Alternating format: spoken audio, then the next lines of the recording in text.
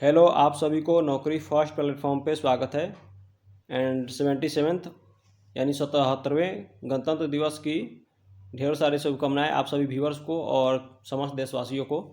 तो इसी क्रम में आगे देखिएगा तो आपका जो वैकेंसी जो है असिस्टेंट प्रोफेसर के लिए, असिस्टेंट प्रोफेसर क्या चीज़ के लिए, तो आपका जो स्टेट कॉलेज, स्टेट गवर्नमेंट का जो कॉलेज होता है यानी राज्य सरकार के महाविद्यालय होता है वहाँ से। तो आपने थंबनेल पे भी देख लिया होगा कि आपका जो वैकेंसी जो है राज्य सरकार के महाविद्यालयों से आपका असिस्टेंट प्रोफेसर के लिए, और इसमें बहुत ही मिनिमम आपका क्वालिफिकेशन रखा गया है, सिर्फ मास्टर प्लस आपका नेट या सेट या स्लेट है, इस प्रकार से बस। और आपके जो रिलीवेंट जो सब्जेक्ट दिया गया है तो वो सभी सब्जेक्ट में, तो यहाँ पे आगे जो भी आपका एलिजिबिलिटी होगा, योग्यता है, और जो भी इसमें आगे फॉर्म भरने का प्रक्रिया है वो भी बताऊंगा। और आपका सबसे बड़ा बात है कि आपका जो वैकेंसी जो कंप्लीट कराएगा वो एजेंसी जो है वो स्टेट का पीसीएस यानी पब्लिक सर्विस कमीशन, तो इसमें जो होता पारदर्शिता होता है।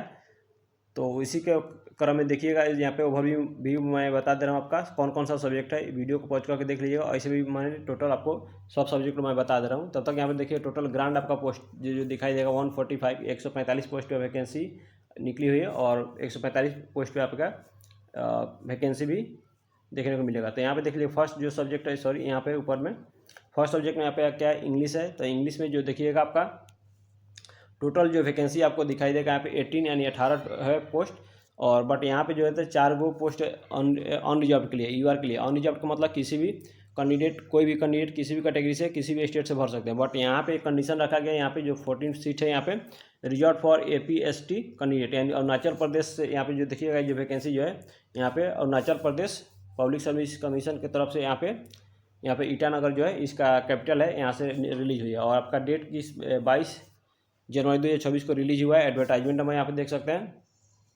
और यहाँ पे आगे थोड़ा यहाँ पे अब आपको पता चल जाएगा यहाँ पे कि जो 14 को सीट रिजर्व किया गया है यहाँ पे क्या चीज़ के लिए, अरुणाचल प्रदेश के जो ST कैटेगरी है, वहाँ के अरुणाचल प्रदेश के ST कैटेगरी है उनके लिए इस रो में आपको उनके लिए सीट दिखाई देगा। और यहाँ पे अनरिजर्व दिखाई देगा, किसी भी स्टेट से आप फॉर्म अप्लाई कर सकते हैं। और इसमें जो 14 को सीट है तो इसमें यहाँ पे और भी जो आपका बेंचमार्क डिसेबिलिटी है उनके लिए यहाँ पे रखा गया है। तो इसी प्रकार से पूरा हर सब्जेक्ट में ऐसा ही दिखाई देगा। तो यहाँ पे जो देख लेते हैं आपका जो वैकेंसी जो है 145 145 पोस्ट के लिए, और आपका पे मैट्रिक्स कितना लेवल 10 के लिए जो कि 57,700 से लेकर के 1,82,400 के रहने वाला है। और यहाँ पे गैजेटेड पोस्ट है, मतलब कि जिसको राजपत्रित बोलते हैं, और नॉन मिनिस्ट्रियल है। तो यहाँ तो हो गया। तो आगे दूसरी का जो सब्जेक्ट देख पाइएगा आपका हिंदी का है। तो हिंदी में आपका टोटल 14 सीट है, बट यहाँ पे अनरिजर्व में कितना है 3, इसमें 3 सीट पे ऑल इंडिया से आप अप्लाई कर सकते हैं। और यहाँ पे 11 सीट जो है, 11 सीट में अरुणाचल प्रदेश के जो ST कैटेगरी है उन्हीं के लिए आपके सीट रिजर्व है। फिर उसके बाद हिस्ट्री 3 नंबर में देखिएगा, हिस्ट्री सब्जेक्ट का है। तो टोटल 21 पोस्ट के लिए, बट यहाँ पे 4 सीट्स अनरिजर्व, मतलब ऑल स्टेट से आप अप्लाई कर सकते हैं। और यहाँ पे अरुणाचल प्रदेश का जो ST कैटेगरी है उनके लिए यहाँ पे 17 सीट्स के रिजर्व रखा गया है। फिर उसके बाद देख पाइए 4 नंबर में आपको पॉलिटिकल साइंस है, जिसमें 4 सीट आप अनरिजर्व के लिए, और 18 सीट टोटल है, जिसमें 14 सीट यानी 14 सीट आपके ST कैटेगरी के जो लोग होंगे अरुणाचल प्रदेश के उनके लिए रिजर्व रखा गया। फिर इसके बाद इकोनॉमिक्स में आपको दिखाई देगा आपका टोटल 13 पोस्ट है, और 10 यहाँ पे अरुणाचल प्रदेश के ST कैटेगरी के लिए, और 3 पोस्ट यहाँ पे ऑल स्टेट से अप्लाई करने के लिए योग्य है। उसके बाद देख पाइएगा ज्योग्राफी में देखिए 6 नंबर पे, तो यहाँ पे टोटल 13 पोस्ट है। यहाँ पे 3 पोस्ट पे आप ऑल स्टेट से अप्लाई कर सकते हैं।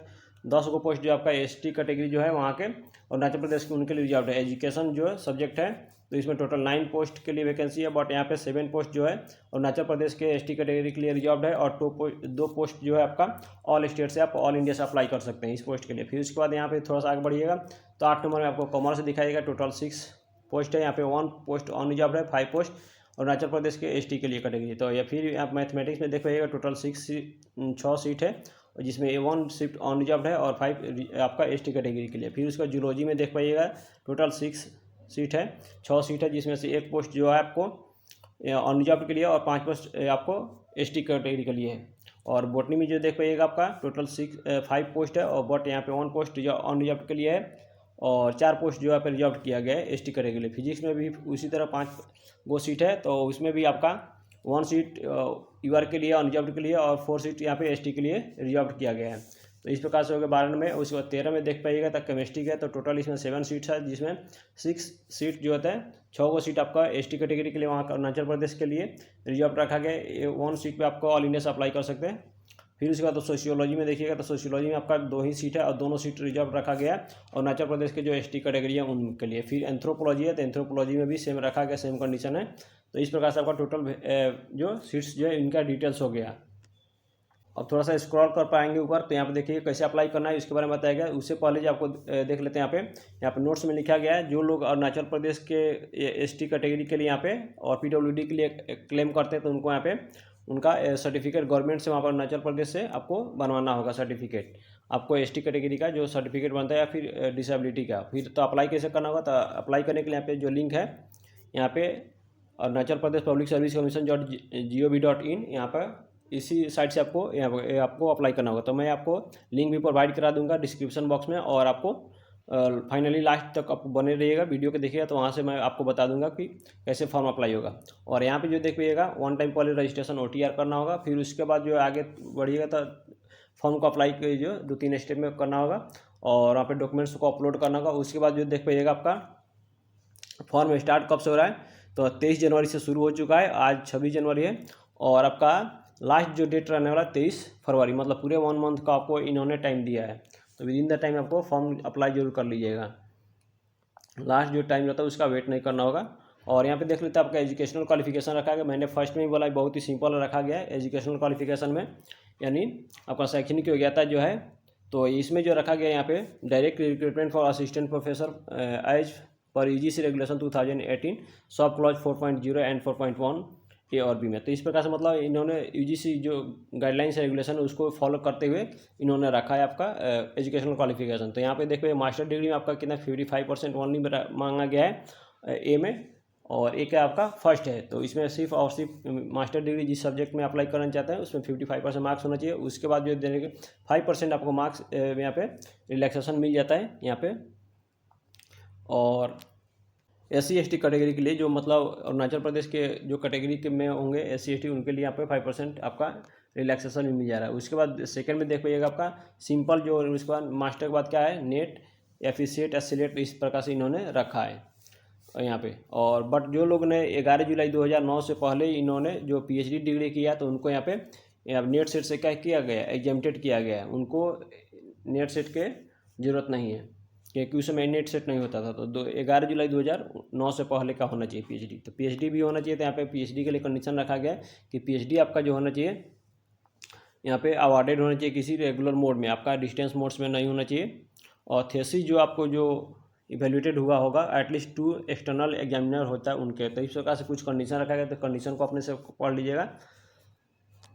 तब तक आप लोग से छोटा सा रिक्वेस्ट है, यदि आप चैनल पर नए हैं तो चैनल को जरूर सब्सक्राइब कीजिएगा, लाइक कीजिएगा और अपने ग्रुप और दोस्तों में भी शेयर कीजिएगा। इसलिए बोल रहा हूँ क्योंकि मेरे जो चैनल पर जो है ऑल इंडिया से पर डे कुछ ना कुछ आपको वैकेंसी देखने को मिलेगा, गवर्नमेंट जॉब का नोटिफिकेशन। तो आप किसी भी गवर्नमेंट जॉब का प्रिपरेशन कर रहे हैं तो मेरा जो चैनल एटलीस्ट 1 ईयर आप फॉलो करते हैं तो आपको ये योग्यता के अनुसार हर मंथ आपको कुछ ना कुछ वैकेंसी दिखाई देगा।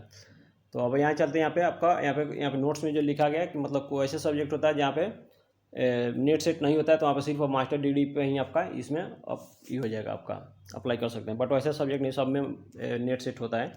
तो अब आगे जो देखिएगा क्लॉज B में जो था तो यहाँ पे PhD के लिए रखा गया। वैसे जो कैंडिडेट जो अदर जो दूसरे कंट्री से PhD किए हैं तो उनका जो कंडीशन रखा गया कि 500 रैंकिंग में आपका यूनिवर्सिटी होना चाहिए।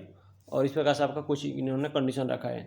एज लिमिट में जो देख पाएगा एज लिमिट में आपका अप टू 30 ईयर्स रखा गया और 35 ईयर्स आपके SC ST कैटेगरी जो है उनके लिए।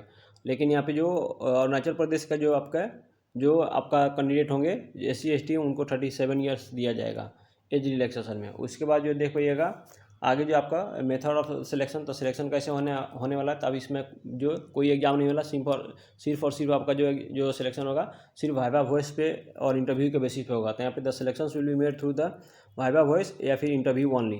The total marks of the interview shall be 100 marks. आपका जो इंटरव्यू होगा टोटल 100 मार्क्स का होगा। और यहाँ पे जो लिखा गया तो इसमें पढ़ लीजिएगा, इसमें जो बोला गया कि आपका जो एकेडमिक जो क्वालिफिकेशन है वो आपका उस बेसिस पे आपको बुलाया जाएगा इंटरव्यू के लिए। इंटरव्यू के लिए कॉल किया जाएगा और इंटरव्यू होगा 100 मार्क्स का, उसी बेसिस पे आपका सिलेक्शन हो जाएगा, कोई एग्जाम नहीं होने वाला है। और जो कमीशन जो है ना, यहाँ पे जो कमीशन वो आपका एक स्क्रीनिंग कमेटी आपको बनाएगी। तो जो कमेटी में जो लोग होंगे, मेंबर होंगे, वो लोग क्या कैंडिडेट को शॉर्ट लिस्ट करेंगे, उनके आपका जो एकेडमिक्स परफॉर्मेंस है उसके बेसिस पे इंटरव्यू के लिए बुलाएंगे और इंटरव्यू जो आपका 100 मार्क्स होगा उसी पे आपका सिलेक्शन हो जाएगा। और यहाँ पे देखो एक आपको जो फॉर्म जो अप्लाई करते समय क्या क्या अपलोड करना होगा, तो अपलोड करते समय यहाँ पे डॉक्यूमेंट्स में आपका सिग्नेचर जो होना चाहिए, यहाँ पे इस देखिएगा यहाँ पे व्हाइट पेपर पर होना चाहिए ब्लैक इंक से, व्हाइट पेपर और ब्लैक इंक से आपका सिग्नेचर होना चाहिए 40 to 50 आपका KB का होना चाहिए। उसके बाद यहाँ पे लेटेस्ट जो मतलब सबसे हाल फिलहाल का जो आपका कलर साइज पासपोर्ट आपका फ़ोटो होता है वो होना चाहिए। तो इस प्रकार से इन्होंने आपका कुछ गाइडलाइंस दिया, तो इसको वीडियो को पॉज कर पढ़ लीजिएगा, या फिर आपको PDF चाहिए तो टेलीग्राम का भी लिंक लगा होगा डिस्क्रिप्शन बॉक्स में, वहाँ से जाकर ज्वाइन कर सकते हो। आप देख सकते हैं यहाँ पर एप्लीकेशन फ़ी कितना लगने वाला है, तो 150 रुपीज़ लगने वाला है। सिर्फ जो APST मतलब अरुणाचल प्रदेश के ST कैटेगरी है उनका 150 रुपीज़ लगने वाला है, और अदर जो भी है उनके लिए 200। तो कोई ज़्यादा फीस भी नहीं आपका एप्लीकेशन फ़ी।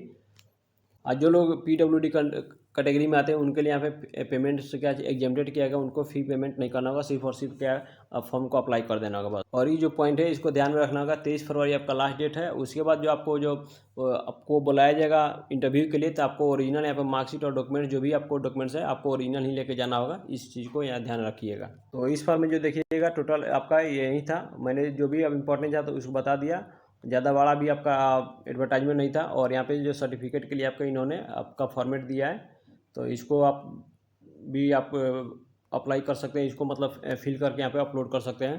पहले कि इसके ऑफिशियल वेबसाइट पे आ जाते हैं, तो किसी भी ब्राउजर में APPSC.gov.in सर्च कीजिएगा, तो इस प्रकार से अरुणाचल प्रदेश सर्विस कमीशन आपके सामने यहाँ पे ओपन हो पाएगा। यहाँ जो देख पाइएगा थोड़ा सा, तो इस प्रकार से ओपन होगा इंटरफेस आपके सामने। तो उसके बाद जो फिर आगे थोड़ा सा स्क्रॉल कर पाइएगा, तो यहाँ पे जो नीचे यहाँ पे एडवर्टाइजमेंट का एक सेक्शन दिखाई दे रहा है, यहाँ से भी आप जा सकते हैं, या फिर आपको यहाँ से थोड़ा सा स्क्रॉल कर पाइएगा तो यहाँ पे आपके सामने यहाँ पे जो दिखाई देगा इस प्रकार से कि आपके यहाँ पास असिस्टेंट प्रोफेसर एग्जामिनेशन 2026 दिखाएगा, यहाँ पे डिटेल्स दिखाएगा। और थोड़ा सा इसको इसमें राइट टू लेफ्ट यहाँ पे इसको शिफ्ट कीजिएगा, तो यहाँ पे आपको और भी जो डेट है यहाँ पे, जिसमें लास्ट जो डेट यहाँ लिखा गया 23, यहाँ पे 23 फरवरी यानी 23/2 लिखा गया है। और उसके बाद जो देख पाइएगा थोड़ा सा और आगे, तो यहाँ पे अप्लाई का जो यहाँ पे देख पा रहे हैं यहाँ पे, तो इस पर भी क्लिक करके आप अप्लाई कर सकते हैं, या फिर थोड़ा सा राइट टू लेफ्ट जैसे शिफ्ट कर पाइएगा, तो यहाँ पे डेट ऑफ रिक्रूटमेंट टेस्ट इस प्रकार से दिया गया है। तो यहाँ पे अप्लाई पे जैसे हम क्लिक कीजिएगा तो इस प्रकार से आपके सामने लॉगिन का इस प्रकार से ऑप्शन आएगा। यदि आप नया यूजर हैं तो न्यू यूजर पर इस तरह से क्लिक करके यहाँ पे इस तरह से आपको सामने इंटरफेस ओपन हो पाएगा। तो इसको यहाँ से कट कर दीजिएगा, कट करने के बाद इस प्रकार से आपके सामने इस प्रकार से फिर से इंटरफेस आएगा। और उसके बाद यहाँ पे जो देखो लॉगिन का फॉर्म जो ओपन हो रहा है, लॉगिन का जो फॉर्म यहाँ पे ओपन होगा, तो यहाँ से आपका mobile number, email ID, password आपको टाइप करके आपको यहाँ पे सबसे नीचे क्या करना होगा, लॉगिन कर लेना होगा, आप कैप्चा कोड यहाँ पे फिल करके। तो इस प्रकार से जो आपको जो फाइनली इस जो भी इंपॉर्टेंट था मैंने बता दिया। तो अभी तक चैनल पर नए हैं और सब्सक्राइब नहीं किया तो सब्सक्राइब जरूर कीजिएगा। Thank you.